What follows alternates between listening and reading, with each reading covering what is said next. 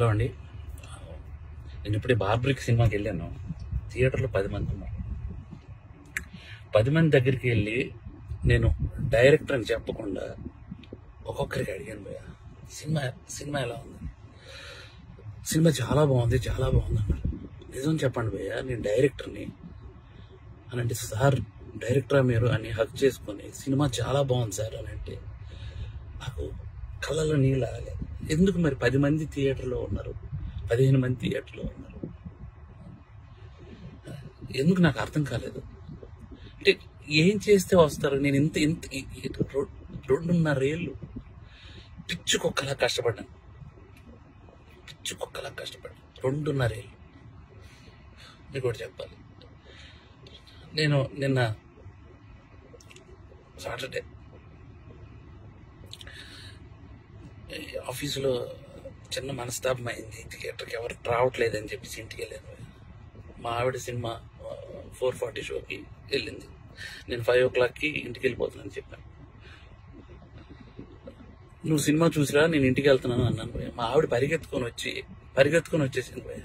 నాకు అప్పుడు అనిపించిపోయింది, నేను ఎక్కడ మనస్తాపాన్ని చెంది ఆత్మహత్య చేసుకుంటారేమో అని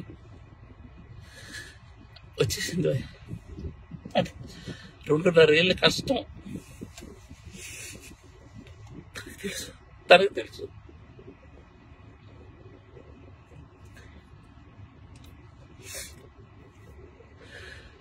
మలయాళం కంటెంట్లు, మంచి కంటెంట్లు చూస్తారు థియేటర్లో అని చెప్పి చేశాను భయ్య. నేను కాన్ఫిడెన్స్తో ఒక మాట అన్నాను భయ్య జనాలందరికీ, సినిమా కానీ మీకు నచ్చకపోతే నా చెప్తే నేను కొట్టుకుంటా అన్నా. నా చెప్తే నేను కొట్టుకుంటా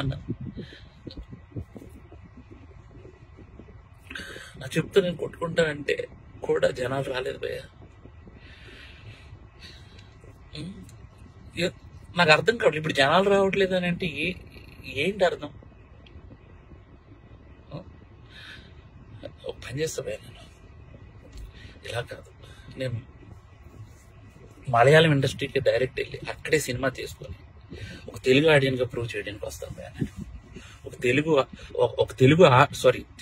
తెలుగు ఆడియన్కి సినిమా తెలుగు కూడా తీస్తే ఎలా ఉంటుందో చేసుకొని వస్తాను భయ్య. మీరు మలయాళం సినిమాలు అయితేనే వస్తున్నారు భయ్య, అర్థమైపోయింది నాకు.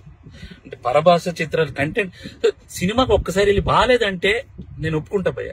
మీరు సినిమాకే రాకపోతే నేను అసలు బాగాలేదు బాగుందో నాకేం తెలుస్తుంది అసలు? నాకు ఎలా?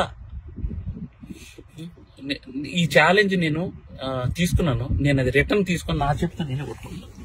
నా చెప్పుతో నేనే కొట్టుకుంటాను. చాలు భయ్య, చెప్పుకుంటా బాయ్.